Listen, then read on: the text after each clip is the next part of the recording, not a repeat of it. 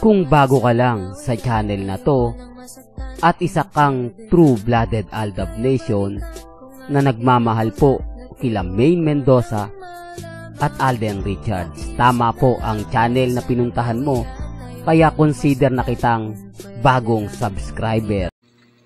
Welcome back mga ka-Aldab. Ito na naman po ang inyong lingkod, si Mr. Destiny, at magbibigay na naman tayo ng pinakamagandang update po ngayon sa social media. Ito yung pinaka-latest mga ka-Aldab na nangyayari ngayon sa loob po ng social media. May bagong, ito na po pala yung ganap ni Mengay kanina. Sa mga nagtataka, nagugulat, meron pong mga secret na update talaga. Nagugulatin na lang po kayo, si Maine Paul Quezon. Tapos ano nga po ba yung mga kaganapan naman ngayon? Ang daming post naman ni Alden Richards sa kanyang TV commercial na Ribisco. Si Mengay Sonrox, ano to, nagkakataon lang? O talagang sinasadya lang po talaga ng mag-asawa? Position na naman yan, Mr. Destiny. Marami na naman ang kritiko na magagalit sa'yo. Sa akin, normal lang po yun. Di po ba?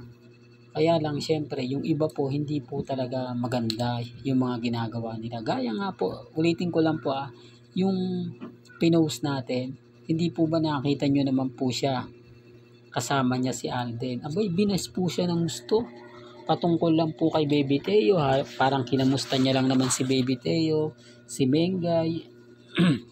Bumaha na ng mga pambabatikos. Alam niyo po ba na dami account lang yun? Karamihan doon sa mga nagkomento, mga dami. Siya rin po yun, isang tao lang po yun. Kaya nga po, huwag na po kayo magulat, magtaka kung bakit may mga kaganapang ganun. Kung bakit ganun po yung mga nagiging pahayag nila at sinasabi nila. Hindi po ba? Hindi rin talk to mga ka-Aldab, para lang po klaro, para lang po malinaw sa inyo. Lalo na nga po sa mga bitter na bitter po sa channel ni Mr. Destiny. Kaya nga sabi ko sa inyo, ako hindi po ako nagpapa-apekto, hindi po ako basta-basta nagpapadala.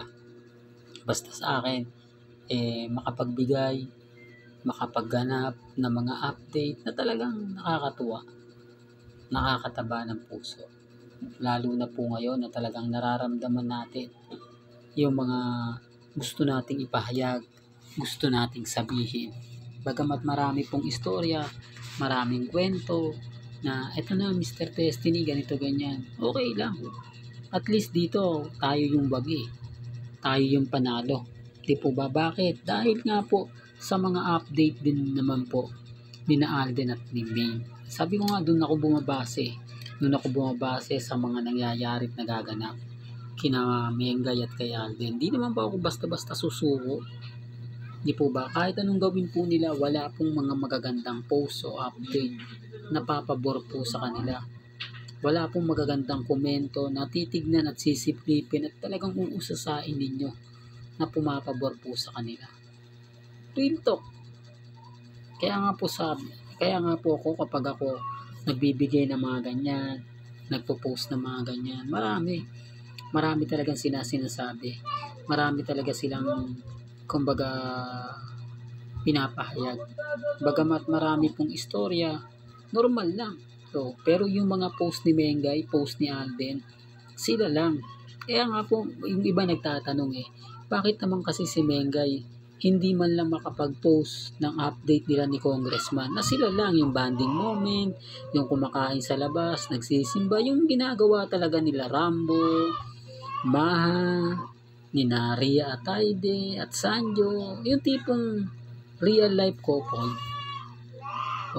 Totoo naman po Kaya lang yung mga nagko-komento niyan, sinasabing Aldab lang daw po, naninira lang daw po ng pamilya, kumbaga pakawala lang daw, hindi naman daw sila Aldab pero pakawala din. Yung tipong ganun, yung tipong hahanapan ka talaga ng butas, yung tipong lahat ng kumbaga maririnig mo para po talaga doon. Hindi po ba? Hindi rin to. Sinasabi ko lang po ito mga ka-Aldab para lang po malinaw. Binibigyan ko lang po kayo ng idea. Binibigyan ko lang po kayo ng talagang konting mga pangyayari at nagaganap. Di po ba? Real talk mga kaaldab. Kaya sabi ko nga, ako yung tipo na kapag may napanood kayo at may nakita, talagang mararamdaman nyo lahat yan. Lalo na po yung presensya. Presensya ng mga taong sumusuporta at nagmamahal po kila Mengay at kay Alden. Real talk. Kaya dun sa mga bitter po sa akin, sa mga naiinis, sa mga galit na galit, okay lang po yan. Walang problema yan.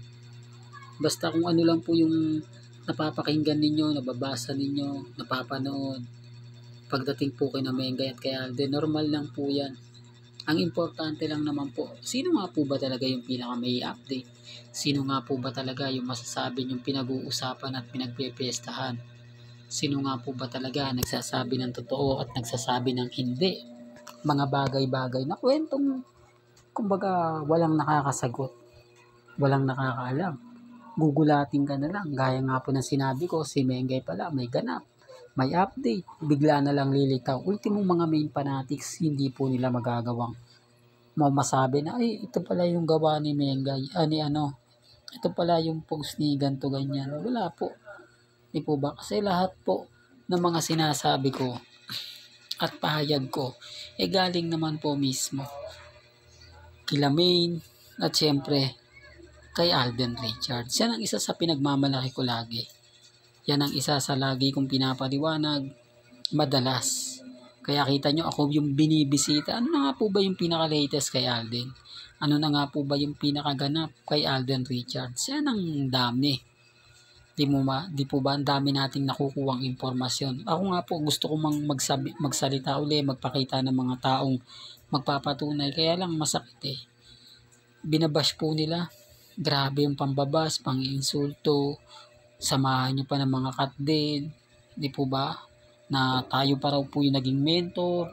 Natatawa po kumbaga tayo pa raw po yung nagsasabi ng ganito ganyan.